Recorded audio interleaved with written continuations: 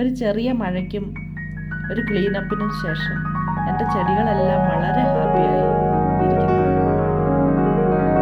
Flowers and തോട്ട്സിലേക്ക് ഏവർക്കും ഒരിക്കൽ കൂടി സ്വാഗതം. കുറേ നാളുകൾ കൂടിയാണ് ഞാനൊരു വീഡിയോ ചെയ്യുന്നത്. ഞാനൊരു 1.5 മാസം അവധിക്ക് പോയിരുന്നു. തിരിച്ചു വന്നപ്പോൾ എൻ്റെ ചെടികളെ കണ്ട് എനിക്ക് ഭയങ്കര വിഷമമായി പോയി. പല നല്ല നല്ല ചെടികളും ഉണങ്ങി കരിഞ്ഞുപോയി. ചട്ടികളിൽ പലതരത്തിൽപ്പെട്ട ചെടികൾ ഒന്നിച്ച് നട്ടെടുത്ത് ഭയങ്കര ഗ്യാപ്പുകൾ വന്നു. അങ്ങനെ കാണാൻ ഒരു ഭംഗിയുമില്ലാത്തതുപോലെ ആകെ മോശമായി.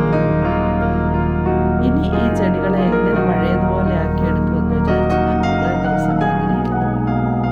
പിന്നെ കുറച്ച് ദിവസം കഴിഞ്ഞപ്പോൾ എല്ലാം ഒന്ന് ക്ലീനപ്പ് ചെയ്ത് ഉണങ്ങിയതൊക്കെ നീക്കി ഗ്യാപ്പുകളെല്ലാം ഫിൽ ചെയ്ത് മിനിയേച്ചർ ഗാർഡൻ അറേഞ്ച്മെൻറ്റിലെ ടോയ്സ് എല്ലാം ഒന്ന് റീഅറേഞ്ച് ചെയ്തു.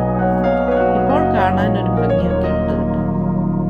ഒന്നും ഇനി പഴയതുപോലെ ആകില്ല എന്നോർത്ത് ഉപേക്ഷിച്ച് കളഞ്ഞിരുന്നെങ്കിലോ.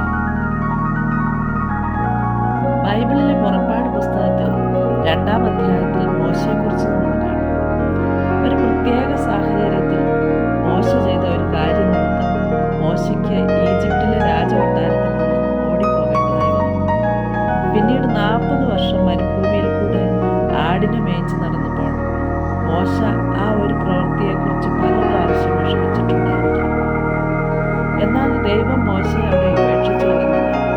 ദൈവം ഇറങ്ങി വന്ന് മോശയെ പുതിയൊരു ദൗത്യം ഏൽപ്പിച്ചു. വളരെ മഹത്തായ ഒരു ദൗത്യം ചെയ്യാൻ മോശയെ ദൈവം ഉപയോഗിച്ചു. ദൈവം മോശയുടെ അടുക്കൽ ഇറങ്ങി വന്നപ്പോൾ മോശ ദൈവത്തെ അനുസരിച്ചതിനാൽ ഇത്രയും വലിയൊരു ദൗത്യം ചെയ്യാൻ മോശയ്ക്ക് കഴിഞ്ഞു.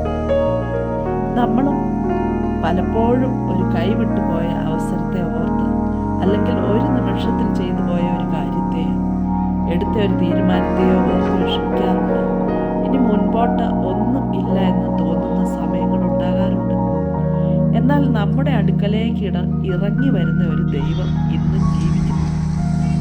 ആ ദൈവത്തിൻ്റെ കരങ്ങളിൽ നമ്മളെ കൊടുത്താൽ ഈ അടഞ്ഞുപോയ അധ്യായങ്ങളെക്കാൾ മഹത്തായ പുതിയൊരു അധ്യായം നമ്മുടെ ജീവിതത്തിൽ ആരംഭിക്കാൻ, അത് മനോഹരമായി അവസാനിപ്പിക്കാനും ദൈവത്തിന് കഴിയും.